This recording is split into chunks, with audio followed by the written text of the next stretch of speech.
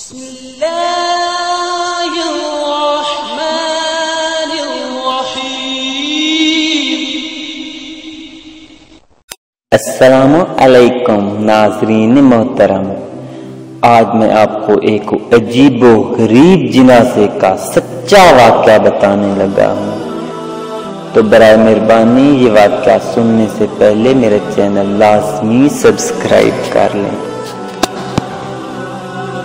ایک وقت تھا جب ملک کے بادشاہ کے اندر عبادت، پرہیزگاری اور دینی سمجھ بوجھ کوٹ کر بھری ہوئی تھی۔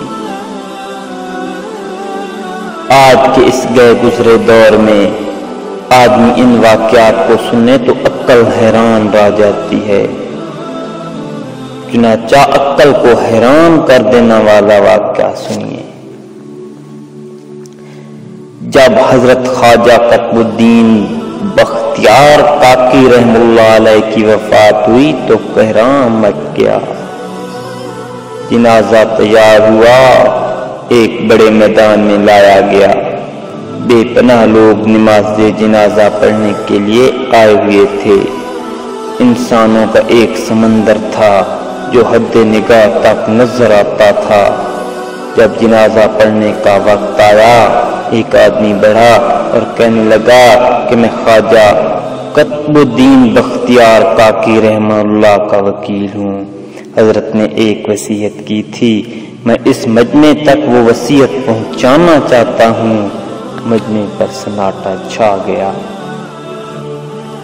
وکیل نے پکار کر کہا، حضرت خواجہ قطب الدین بختیار کاکی رحم اللہ علیہ نے یہ وصیت کی کہ میرا جنازہ وہ شخص پڑھائے جس کے اندر 4 خوبیاں ہوں۔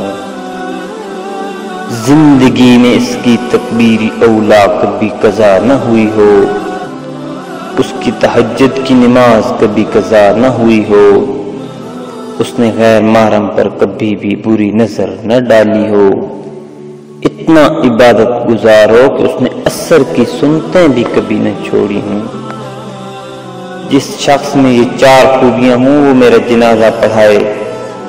جب یہ بات سنائی گئی تو مجمع پر ایسا سناٹا چھایا کہ جیسے مجمع کو سانپ سونگھ گیا ہو۔ کافی دیر گزر گئی، کوئی نہ آگے بڑھا۔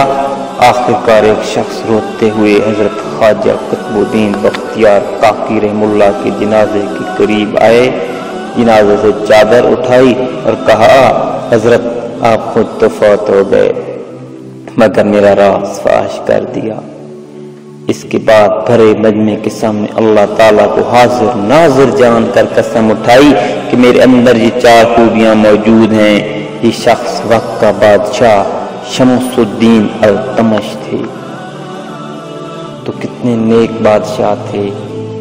اللہ تعالیٰ ہمیں اور ہمارے جتنے بھی حکمران ہیں ان کو ہدایت نصیب فرمائے۔ میرا یہ واقعہ پسند آئے تو برائے مہربانی میرے چینل بھی سبسکرائب کریں، شیئر بھی کریں، ویڈیو لائک بھی کریں، اور سبسکرائبر کے ساتھ ایک چھوٹی سی گھنٹی بنی ہوئی ہے اس پر بھی کلک کریں تاکہ میری ہر نئی آنے والی ویڈیو آپ کو بر وقت مل سکے۔